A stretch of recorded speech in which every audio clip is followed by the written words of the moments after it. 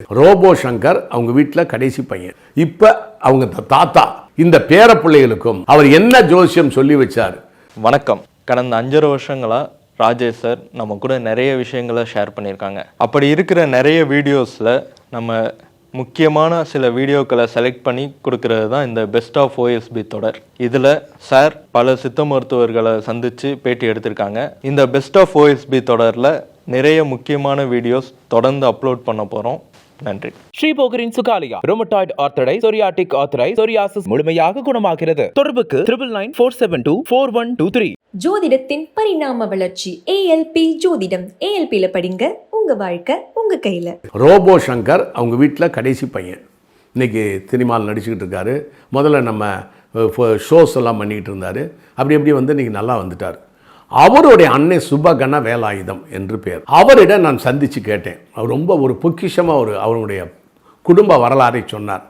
அவர் வந்து செட்டிநாட்டை சேர்ந்தவர். அவர் வந்து 96 ஊர்கள் செட்டிநாட்டில். அதில் இப்போ 76 ஊரோ நம்ம தான் இருக்குது. மிச்ச ஊர்களெல்லாம் அப்படியே அழிந்து விட்டது. அதில் ஏரியூர் என்ற ஒரு ஊர் இருக்கிறது. இந்த ஊரை சேர்ந்தவர் தான் சுபகண வேலாயுதம். இவர் அவங்க தாத்தா பேர் மிகப்பெரிய ஜோதிடர், பாட்டுக்கார சுப்பையா செட்டியார்னு பேர். பாட்டுக்கார ஜோதிட சுப்பையா செட்டியார்னு தான் அவருக்கு பேர். அவருக்கு அப்பேற்பட்ட பேர். அதுக்கு அவருடைய ஃபேமிலியை பற்றி நான் சொல்கிறேன். அவர் வந்து என்னென்னா குடும்பத்துக்கு தான் ஜோசியம் பார்ப்பார், வேறு யாருக்குமே பார்க்க மாட்டார். காசு கொடுத்தாலும் யாரும் போய் பார்க்க மாட்டார். அவர் வந்து ரொம்ப ரொம்ப கொள்கைப்படி வாழ்ந்தவர். இப்படித்தான் வாழணும், இப்படித்தான் இருக்கணும் என்பது இது மார்க்ஸினுடைய கொள்கைக்கு நேர் மாறு. ஏன்னா சமுதாய அமைப்பு தான் மனிதனுடைய குணாம்சங்களை, வாழ்நிலை தான் ஒரு மனிதனுடைய குணாம்சங்களை தீர்மானிக்கிறது என்கிறார் மார்கன். ஏங்கல்ஸ் தான் சொல்கிறாரு. எந்த மாதிரியான சமுதாய அமைப்பு இந்த முதலாளித்துவமோ நிலப்பிரபுத்துவமோ இந்த கார்ப்பரேட் முதலாளிகளோ செய்கிறார்கள், என்னென்ன பொருட்களை உற்பத்தி செய்கிறார்களோ அந்த பொருட்களை வாங்குகின்ற மக்களுக்கு அந்த குணம் மாறுகின்றது, குணம் வருகிறது.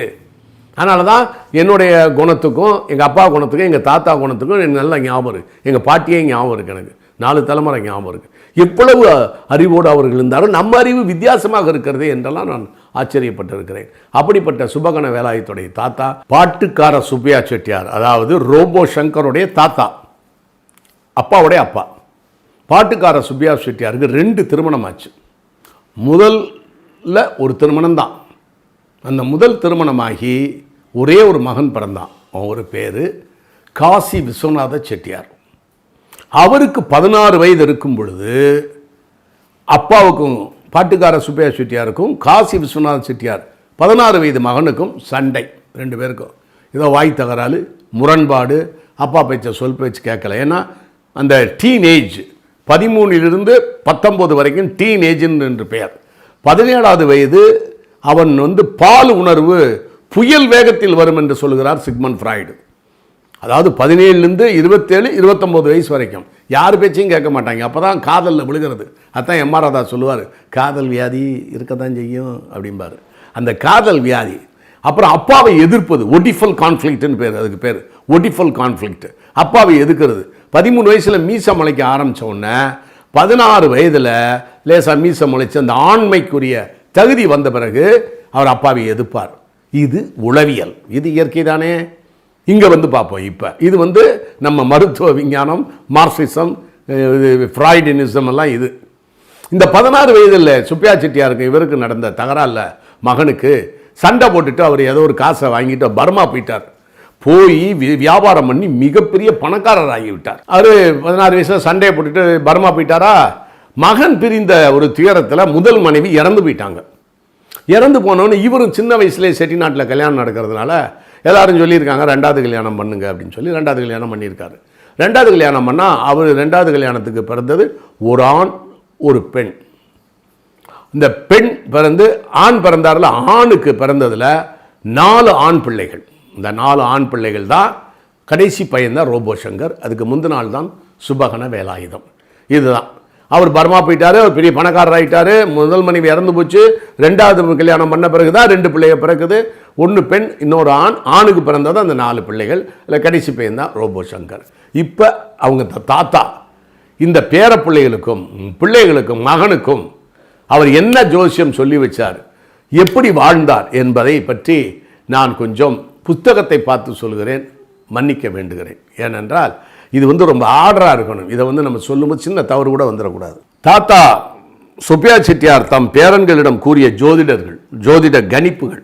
நான் இறந்தால், யாரு சுப்பையா செட்டியார் இறந்தால், கொல்லி வைக்க என் மகனுக்கு பிராப்தம் இல்லை. யாரு? சுபகண வேலாயுதம் ரோபோ சங்கருடைய அப்பாவுக்கு. முக்கியமானது, ரோபோ சங்கருடைய அப்பாவுக்கு பாக்கியம் இல்லைங்கிறாரு. நான் இறந்தால் கொல்லி வைக்க என் மகனுக்கு, யாருக்கு? கனக சபைக்கு. அதான் சுபகண வேலாயுதம். சுப்பையா செட்டியாருமே கனக சபை செட்டியாருடைய மகன் வந்து ரோபோ சங்கர் வேலாயுதம். நான் இறந்தால் கொல்லி வைக்க என் மகனுக்கு கனக சபை பிராப்தம் இல்லை. முதல் பாயிண்ட் எழுதி வச்சிருக்காரு, சொல்லியிருக்காரு. அதேபோல் உங்களுக்கு தகப்பனுக்கு ஈமக்கிரியை செய்ய 4 மகன்களுக்கும் பாக்கியம் இல்லை. யாருக்கு?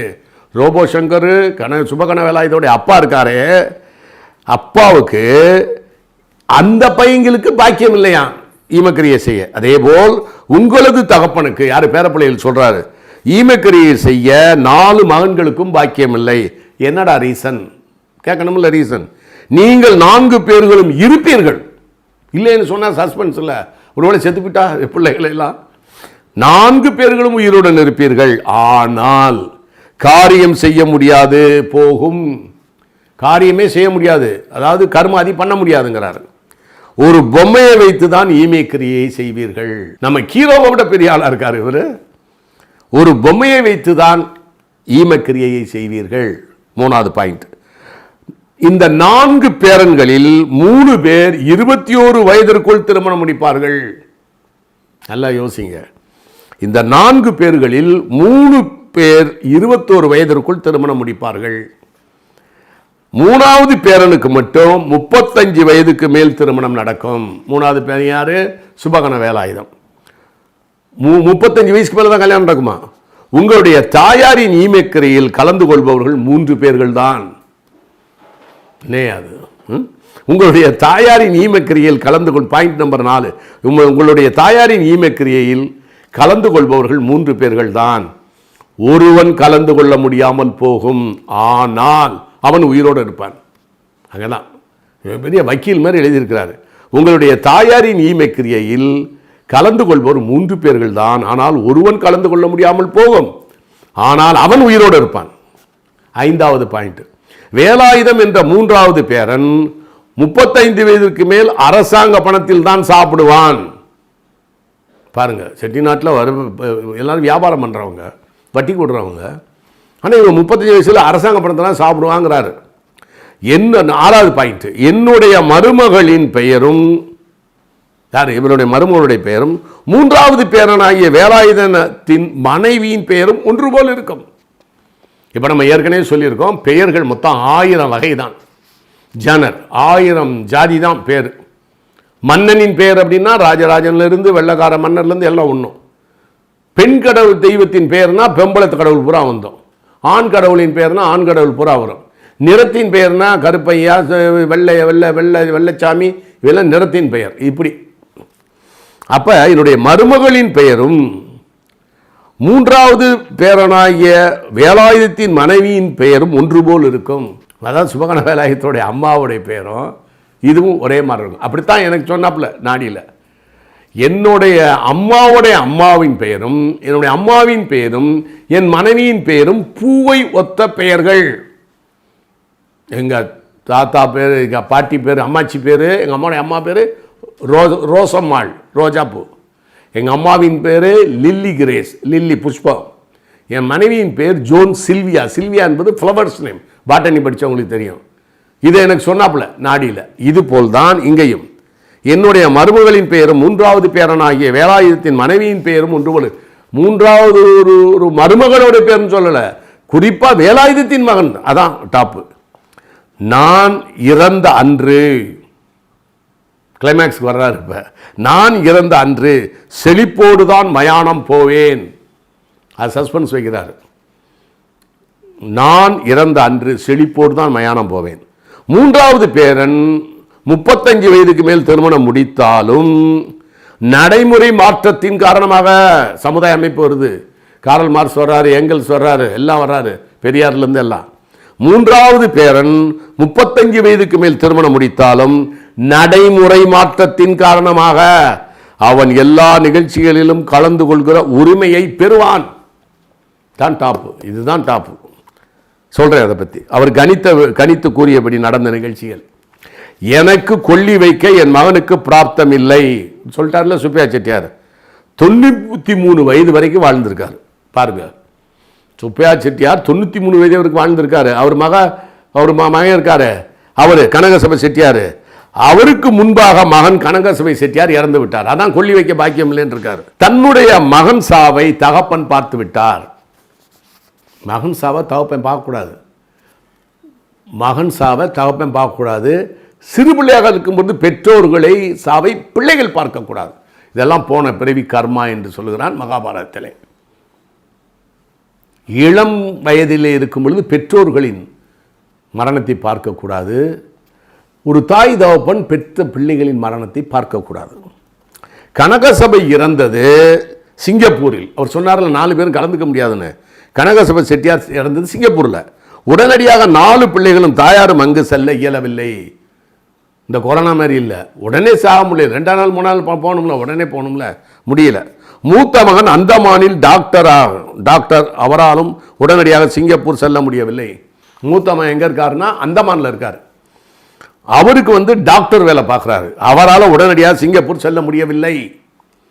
அங்கிருந்த உறவினர்களும் நண்பர்களுமே அவருக்குரிய ஈமை கரைகளை செய்து முடித்தனர். செட்டிநாட்டை சேர்ந்தவங்க நிறைய பேர் சிங்கப்பூரில் இருக்காங்க. அங்கிருந்த உறவினர்களும் நண்பர்களுமே அவருக்குரிய ஈமை காரியங்களை செய்து முடித்தனர். இவர்கள் செட்டிநாட்டில் தங்களது சொந்த ஊரில் ஒரு பொம்மையை வைத்து ஈமக்கிரியை செய்து முடித்தனர். இதுதான் அவர் சொன்னது. நீங்கள் 4 பேரும் கலந்துக்க முடியாது. உங்கள் அப்பா சாவில் உங்கள் அப்பனும் ஏன் சாவை பார்க்க முடியாது. எனக்கு கொல்லி வைக்க பாக்கியம் இல்லை. நீங்கள் 4 பேருமே பாக்கியம் இல்லை, ஆனால் பொம்மையை வச்சு தான் செய்வீங்கன்ட்டாரு. நம்ம கீரோவுக்கு மேலே போயிட்டுருக்காரு. 3வது பேரனை தவிர 3 பேரும் 21 வயதுக்குள் திருமணம் முடித்து கொண்டனர். நடந்தது என்ன? தியரி பிராக்டிஸ் லெனின் சொன்ன மாதிரி அவர் சொன்னார். ஆனால் நடந்தது என்ன? 3வது பேரனை தவிர 3 பேரும் 21 வயதுக்குள் திருமணம் முடித்து கொண்டனர். தாத்தா கூறியபடி 3வது பேரனுக்கு மட்டும் 2010 ஜனவரியில் திருமணம் நடக்கவில்லை. பின்பு நடந்தது. தாயாரின் ஈமைக்கிரியையில் 3 பேர்கள் கலந்து கொள்வார்கள் என்பதற்கேற்ப 4வது பேரன் வேறு வகுப்பைச் சேர்ந்த பெண்ணை காதல் திருமணம் செய்து கொண்டார். எப்படி பாருங்க, இது காதல் திருமணம் செஞ்சுக்கிட்டாரு. அவங்க செட்டிநாட்டில் வெளியே கல்யாணம் பண்ணால் உள்ளே நல்லா கற்றுக்கிறதுக்கெல்லாம் யாரும் உள்ளே வர முடியாது. அப்படி ஒரு கட்டுப்பாடு உங்களுக்குள்ள. இதில் என்னன்னா, தாயாரின் ஈமக்கிரியில் 3 பேர்கள் தான் கலந்து கொள்வார்கள் என்பதற்கேற்ப ஆனால் சொன்னிருந்தார்ல, 4வது பேரன் வேறு வகுப்பைச் சேர்ந்த பெண்ணை திருமணம் முடித்து கொண்டார். காதல் திருமணம். செட்டிநாட்டு வழக்கப்படி வேறு ஜாதியில் திருமணம் முடித்தால் ஜாதி கட்டுப்பாடு விதித்து விலக்கி வைத்து விடுவார்கள். அதனால் நல்லது கெட்டது என எந்த நிகழ்ச்சியிலும் அவரால் கலந்து கொள்ள முடியாது. 3வது பேரன் 35 வயது வரை செட்டிநாட்டில் பெண் கிடைக்காததால் பாருங்க நல்லா வேறு ஜாதியில் திருமணம் முடித்தார். விதிவிலக்காக அவர் மட்டும் எல்லா நிகழ்ச்சிகளில் குடும்ப நிகழ்ச்சிகளிலும் கலந்து கொள்ளும் உரிமையை பெற்றார். ஆனால் அவருடைய மனைவி கலந்து கொள்ள முடியாது. அதான் சொன்னது, மனைவி கலந்து கொள்ள முடியாதுன்னு. சமீபத்தில் சிவராமன் என்ற 2வது பேரனின் மகள் வயதிற்கு வந்த நிகழ்ச்சியில் 3வது பேரன் சுபகண வேலாயுதம் பங்கேற்க அனுமதிக்கப்பட்டார். ஏன்னா அதுக்கு ஒரு ரூல்ஸ் மாற்றிட்டாங்க செட்டிநாட்டில். அதுக்கப்புறம் இதை கலந்துக்கிறாரு. வயது கூட போயிடுச்சு. சுப்பையா செட்டியார் கணித்தபடி வேலாயுதத்தின் அம்மா பேர் இந்திராள் தேவி, மனைவி பேர் ஸ்ரீதேவி. இங்கே பாருங்கள் எவ்வளோ ஆச்சரியமான. என்னுடைய மருமக பேரும் வருகின்ற அந்த பையனுடைய மனைவியனுடைய பேரும் ஒரே மாதிரி இருக்கும். சுப்பையா செட்டியார் கணித்தபடி வேலாயுதத்தின் அம்மா பேர் இந்திராள் தேவி, மனைவி பேர் ஸ்ரீதேவி. சுப்பையா செட்டியார் தான் இறந்தால் கட்டை செலவுக்கு 1500 ரூபாயை தலையணைக்கு கீழே வைத்திருந்தார். அவருடைய அறைக்குள்ளே யாரையும் வரவிட மாட்டாராம். அப்போ அந்த காலத்தில் அப்படி தான் இருப்பாங்க. யாரும் வந்தால் ஏதோ கலைச்சிருவாங்களா எல்லாத்தையும். சின்ன பிள்ளைய சத்தம் போட்டால் காது கேட்காது. வயசாகிட்டால் காதில் இந்த ஒலி அலைகள் மாறும். அதனால் பிள்ளைங்கள்லாம் வெளியே வரட்டிடுவாங்க. பெட்டக சாவியை இறக்கும் வரை யாரிடம் கொடுக்கவில்லை. சாவியை இந்த பெட்டக சாவின்னு ஒன்று வச்சுருப்பாங்க பெருசாக செட்டிநாட்டு வீட்டில். அந்த சாவியை இடுப்புலேயே தான் வச்சுக்குவார். ஒரு தலைமாட்டுக்குள்ளேயே வச்சுக்குவார். சாவி இறக்கும் வரை யாரிடம் கொடுக்கவில்லை. அறையை படுக்கையை சுத்தம் செய்வது போன்ற எல்லாவற்றையும் அவரே செய்வாராம். 93 வயசு வரைக்கும் அவரே குளிக்கிறது, வீட்டை தான் ரூமை சுத்தம் பண்ணிக்கிறது, யாரையும் வீட்டுக்குள்ளே விடுறதில்ல, பெட்டி சாவியெல்லாம் அவரே பூட்டி அவரே வச்சுக்கிறது. தலைமாட்டில் வந்து சில்லறையை மாற்றி 1500 வச்சுருக்கிறார், ஏன்னா கட்ட செலவுக்கு. அது கூட யாருக்கும் துன்பம் கொடுக்கக்கூடாதுன்னு. 93 வயது வரை யாருக்கும் எந்த தொந்தரவும் கொடுக்கவில்லை பாட்டுக்கார சுப்பையா செட்டியார். உடலில் எந்த நோயும் இல்லை, பழைய காலத்தால் இல்லை, சாப்பாடெல்லாம் தமிழ்நாட்டு உணவே சாப்பிட்ருக்காரு, செட்டிநாட்டு உணவை. கடைசி வரை நலமுடன் தான் இருந்தார், ஆஸ்பத்திரிக்கே போல. அவர் இறந்த அன்று 30 ஆண்டுகளில் பெய்யாத மழை பெய்தது அவர் சொன்னார்ல, அதே மாதிரி உடலை வைக்க தோண்டிய குழி முழுவதும் மழை தண்ணீர் நிரம்பி இருந்தது. புதைப்பதற்கு மிகவும் கஷ்டப்பட்டனர். அவர் கணித்தபடி செழிப்போடுதான் போனார். சுப்பையா செட்டியார் கடைசியா சொல்லியிருக்கார் பாருங்க, நான் இறந்த பிறகு எனக்கு கொல்லி வைக்க பர்மாவில் உள்ள என் மூத்த மனைவியின் மகன் வருவான். ரிவெஞ்ச் எப்படி எடுக்கிறார் பார், பெத்தமான்ட்ட. பெத்தமான மன்னிக்கணும், யார் குற்றம் செய்தாலும் மன்னிக்கணுங்கிறாரு இயேசுநாதர். இதெல்லாம் மனசில் வச்சக்கூடாது. இவர் இப்போ இவ்வளோ ஜாதகம் பார்த்தவர் தன்னுடைய மகன் விதிப்படி தானே எழுத்துருக்கான், விதிப்படி தானே போயிருக்கான். அது என்னன்னு தெரியல, இவருடைய கணிப்பா இல்லை வந்து கர்மாவில் ஏற்கனவே எழுதி வச்சது, நம்ம தலையில் எழுதி வச்சதை இவர் படிச்சிட்டாரா என்னன்னு தெரியல. இல்லை விதிப்படியே இந்த மனிதன் நடக்கிறானா தெரியவில்லை. சிவகண வேலாயுத்துடைய தாத்தா, நான் இறந்த பிறகு எனக்கு கொல்லி வைக்க பர்மாவில் உள்ள என் மூத்த மனைவியின் மகன் வருவான், அவனை கொல்லி வைக்க விடாதீர்கள். ரிவெஞ்ச் எப்படி இருக்கு பாருங்க, அப்பாவுக்கு பெத்த மகனுக்கு சொல்றாரு. அவன் ஏற்கனவே என்னிடம் சண்டை போட்டு விட்டு சென்றவன் குறிப்பிடுறாரு. 16 வயசுல சண்டை போட்டு போனதை எப்போ சொல்றாரு பாருங்க. எனவே நீங்களே எனக்கு கொல்லி வைத்து விடுங்கள், நீங்கள்லாம் சேர்ந்து கொல்லி வைக்க விடுங்க, அவன் வருவான், அவனை விடாதீங்க. அதையும் மீறி அவன் எனக்கு கொல்லி வைத்தால், அங்கதான் பயங்கரம், நீங்கள் இதுவரை என்னை கவனித்த புண்ணியம் முழுவதும் அவனுக்கு சென்றுவிடும், நீங்கள் மிகவும் கஷ்டப்படுவீர்கள். இது மகாபாரதம் இருக்கு, கருணை ஃபுல்லாக கொடுக்குற மாதிரி கிருஷ்ணனுக்கு பாருங்க. இது வரைக்கும் 93 வயசு இவங்கெல்லாம் கவனிச்சாங்கல்ல இவரை. அதுக்கு சொன்னது போலவே சுப்பையா செட்டியார் தன்னுடைய 93வது வயதில் இறந்தார். 93 வயசு வரைக்கும் தான் வாழ்வேன்னு சொல்லியிருக்காரு. செய்தியை கேள்விப்பட்ட மூத்தமன் பர்மாவில் இருந்து வந்து விட்டார். இவர் சொன்ன மாதிரியே வந்துட்டார் மூத்தமை. ஈமேக்கரியை நான் தான் செய்வேன், உரிமை கொண்டாடுறாரு என்று இருக்கிறார். இவர்கள் 4 பேர்களும் தாத்தா கேட்டுக்கொண்டபடி நாங்கள் தான் செய்வோம், எங்கள் தாத்தா எங்களை தான் சொல்லியிருக்காரு கொல்லி வைக்க சொல்லி, உன்னை நாங்கள் விட மாட்டோம், உன்னை செய்ய விட மாட்டோம், காரணம் நாங்கள் தான் கடைசி வரை கவனித்தோம், நீ கடைசி நேரத்தில் வந்து ஈமேக்கரியை செய்தேன் என்கிறாய், இது எந்த விதத்தில் நியாயம் என்று சண்டை போட்டனர். களத்தீனி குத்துறவளுக்கு இது களத்தீனி குத்துறவளுக்கு பேர் கிடைக்காதான், கப்பி குத்துனவளுக்கு பேர் கிடைக்குமான்னு சொல்லுவாங்க கிராமத்தில். அதாவது ஒரு களை நெல்லை குத்துனவ, 1 கலம் 2 கலம் 3 கலம்னு நெல்லை குத்துவாளுங்க. கடைசியாக ஒருத்தி இவ்வளோண்டு வந்து குத்தியிருப்பா, அவள்கிட்ட புண்ணியவதி அம்மா நல்லா குத்துனப்பா இந்தப்பா அப்படின்னு சொல்லி கையில் ஏதாவது சாப்பாடை கொடுத்து வெத்தலாக்கெல்லாம் கொடுத்து அனுப்புவாங்க. இதுதான் களங்குத்துனவளுக்கு பேர் இருக்காதான், கப்பி குத்துனவளுக்கு பேர் இருக்குமா. அதுபோல நீ கடைசி நேரத்தில் வந்து ஜாயின் ஆகிக்கிட்டு நாங்கள் இத்தனை வயசு வரைக்கும் கவனித்தோம்ல, அந்த கவனிப்பெல்லாம் போச்சு, நீ கடைசியில் ஈமக்கரியை செய்கிறோம், நாங்கள விட மாட்டோம். ஏன்னா இதில் ஒரு சுயநலம் இருக்குது, ஒரு கோபமும் இருக்குது. ஏன்னா எங்களுடைய நாங்கள் இத்தனை வருஷமாக செஞ்சதுக்கு புண்ணியம் இருக்குது எங்களுக்கு, இந்த புண்ணியத்தை பூரா தாரவாத்து கொடுத்த மாதிரி ஆகிட்டு நீங்களாம் ரொம்ப கஷ்டப்படுவீங்கடா, தெருவுக்கு வந்துடுவீங்கடான்னு சொல்லியிருக்காரு யார், சுப்பையா செட்டியார். அதனால இவங்களுக்கு அந்த ஆள் வந்து விட்டாலும் போனாலும் போகட்டும், நம்ம கஷ்டப்படக்கூடாதுங்கிற சுயநலத்தில் விட்டவே மாட்டேங்கிறாங்க. ஒரு நாள் முழுவதும் இது நடந்திருக்கு சண்டை. ஊர் பெரிய மனிதர்களாம் ஒன்று கூடி விட்டாங்க. அங்கே செட்டிநாட்டில் உடனே கூடிடுவாங்க. கடைசியின் கனகசபை மனைவி, கடைசியில் கனகசபையுடைய மனைவி இருக்காங்களே அவங்க, அதாவது 4 பையன்களின் அம்மா, 4 பையன்களின் அம்மா, சுபகண வேலாயுதத்துடைய அம்மா, கனகசபையின் மனைவி, அதாவது 4 பையன்களின் அம்மா, மூத்த மனைவியின் மகன் காசி விஸ்வநாதனை செய்யட்டும்பா. என்னப்பா ஒரு நாள் பூரா சண்டை போட்டுக்கிட்டு இருக்கீங்க, மூத்த பொண்டாட்டி மகனை செஞ்சுட்டு போட்டோம். இதில் இந்த அம்மாவுக்கு ஒரு சுயநலம் இருந்திருக்கும்ல, இந்த மூத்த பொண்டாட்டி மகன் செய்கிறத தடுத்து இந்த பொம்பளை ஏதாவது 4 பிள்ளைகளை கொல்லி வைக்க விட்டுட்டா ஒருவேளை அந்த பாவம் நம்மளை பிடிச்சாலும் பிடிக்கும்னு இந்த அம்மா என்ன பண்ணிட்டாங்க, நியாயமாக நடந்துக்கிறதும் சரி, பாவ புண்ணியத்தை கணக்கு பண்ணி செஞ்சாங்களான்னு தெரியல, அவனையும் செஞ்சுட்டு போட்டுப்பா, விட்டு தொலைங்கடா, இதில் என்னடா இருக்கு என்று கூறிவிட்டாராம். சொன்னபடி சுப்பையா செட்டியாருக்கு ஈமக்கரியை முறைப்படி செய்தார் காசி விஸ்வநாதன். காசி விஸ்வநாதன் செட்டியார் வருவான், அவனை குடும்ப விடாதீங்கன்னு சொல்லியிருக்காரு. அதன் பிறகு கனகசபையின் குடும்பம் பொருளாதாரத்தில் இரக்கம் கண்டது. அடுத்து சினிமா மாதிரி இன்டர்வலுக்கு அப்புறம் இன்று வரை சரிவுகளைத்தான் சந்தித்து கொண்டிருக்கிறார்கள். ஆனால் ஈமேக்கரியை செய்த காசி விஸ்வநாத செட்டியாரும் அதன் பிறகு உடல்நல குறைவுபட்டு சொல்ல முடியாத அல்லல் பட்டு இறந்தே போயிட்டார் காசி விஸ்வநாத செட்டியார். இதை கேட்ட நான் இதுக்கப்புறம் நான் ரொம்ப ஆச்சரியப்பட்டு போயிட்டேன். கொல்லி வைக்க அனுமதித்தது அந்த அம்மாவின் பெருந்தன்மையை காட்டுகிறது. இது நான் எழுதினது. அதற்கு தண்டனை பொருளாதார சரிவும் வறுமையும் துன்பமுமா? இந்த அம்மா பெருந்தன்மையாக நடந்துக்கிட்டது இதுக்கெல்லாமா? தன் தகப்பனுக்கு உரிமையோடு கொல்லி வைக்கிறது தவறா? அதுக்கு ஒரு தண்டனையா? இது என்ன அம்பேத்கர் ஒன்றுமே எழுதலையே அப்படிங்கிற மாதிரி சும்மா தமாஷுக்கு சொல்கிறேன். சட்டப்படி இது என்னது?